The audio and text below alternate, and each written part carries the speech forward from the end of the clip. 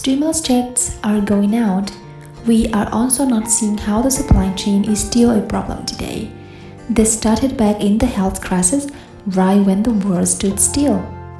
At least if you believe what President Biden had said, then shouldn't supplies in our supply chain be coming in more smoothly? And were you guys aware that a collapse in the money supply is still at risk this month? I guess that's a part of the reason why withdrawing cash from banks is becoming a bigger and bigger challenge. Have you heard the stories about withdrawing money from the banks and the questions that you are being asked? Yeah, banks are scared. And if you think about it, it could also open up a great opportunity to buy gold, to buy silver, to invest in tangible items. Because again, you can't truly rely on cash alone these days, as our dollar is buying less and less at the grocery stores. Anybody has been to Walmart or Costco lately? When was the last time you bought $100 at Walmart or Target? Do you even remotely get the same quantity of items that you used to get compared to a year ago?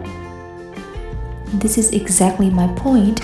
Inflation is going to eat away at our money's purchasing power, and we have to save at least some of our wealth by focusing on precious metals or any other assets or investment that will likely go up in value in the future, since our purchasing power and the value of our dollars are steadily going down.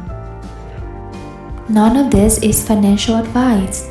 These are just suggestions. These are options that you could look into. And I'm not forcing you to do anything that you don't want to do. I'm just making you guys aware of the different types of opportunities that have always been around us. But this is prep time. There's still time, but you have to realize the difference between wants and needs. These are all assets that will depreciate almost instantly when you take them out of the store. This is exactly what we call depreciating assets. Look at the housing market and real estate investment rental properties. These are also going to go down, and that's when you strike. These are opportunities to invest in assets that go up long-term over time. There are going to be dips here and there, and when the iron becomes red hot and prices deep, this is when you got to swoop in and pretty much get in on these assets. If you know what you are doing as an investor, this is one of the best times to be prepared with that. Ace up your sleeve, stockpile cash, and bides your time, and when it's time, you'll be ready. The World Economic Forum, also known as the WEF, just unloaded another truth bomb. If other scientific research is buried just because it doesn't line up with the World Economic Forum standards or what they think is true, then they are buried in the search results. That reminds me of this one result I got years ago. The headline says, "Could a small nuclear war resolve global warming?" Can you believe that? What is a small nuclear war? Is there such a thing as far as I'm concerned, as any war that uses nuclear weapons is going to cause massive damage. There's nothing small about nuclear war. But anyway, this narrative that global warming can possibly be solved by weapons of mass destruction is crazy. Is the mushroom going to be so high and it blocks the sun for a few months? And this is the kind of stuff that we read on news sites that should be reliable sites, that should be priding themselves on bringing in or being on the side of truth. I do tend to worry about how much the Western media has been feeding into the nuclear war talk, when Putin and his men have already said that they won't use it unless either used on them first or they feel threatened enough with weapons that actually hit their country. Also, I told you guys recently how President Vladimir Zelensky fast-tracked an application to join NATO. And here's the answer from NATO. They said no to the application. And I know it's not funny, but according to them, the West is doing the right thing by providing money and weapons to Zelensky.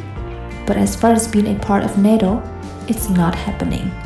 So pretty sure we can just keep sending more stimulus checks overseas. It's not like we need them right here and send more of our weapons that we need to defend our country.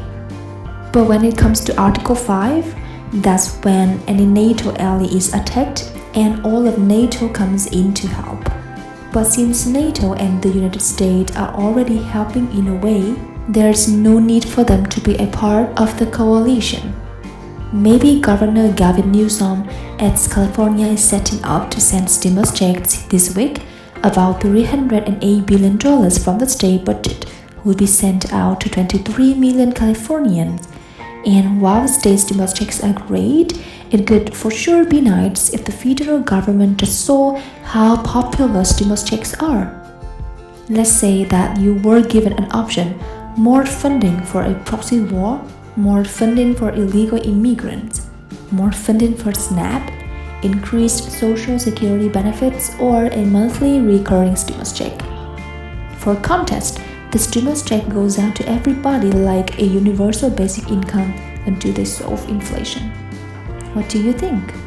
Is it just me, or does it seem that the vast majority of lawmakers are just completely out of touch with the needs of American people? I've been on both sides of the fence. Money was very tight growing up, and every little bit made a big difference. Those of you who have been lucky enough to receive state-level stimulus checks are thankful, but those stimulus checks are not going very far. And if you are on a fixed income, relying on SSI, SSDI, Social Security, or even a low-income salary worker, just forget it. Inflation is eating up those wages faster than you can even get the direct deposit. It's gotten to a point that if you're not born wealthy, the only option left is to create additional income sources for you and your family. Just in order to survive, the average household lives paycheck to paycheck, and have in the form of a stimulus check from the government may show up too late, increasing your income by picking a part-time job or side hustle, or building some form of passive income, whether that's a dividend-paying stock. Creating a small business or online business may be the only way to survive in this new economy.